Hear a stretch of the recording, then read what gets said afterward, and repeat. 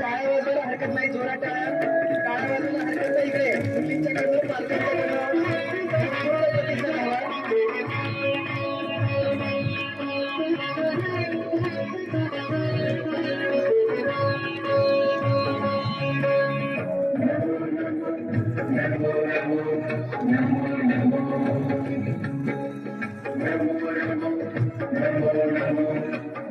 Namo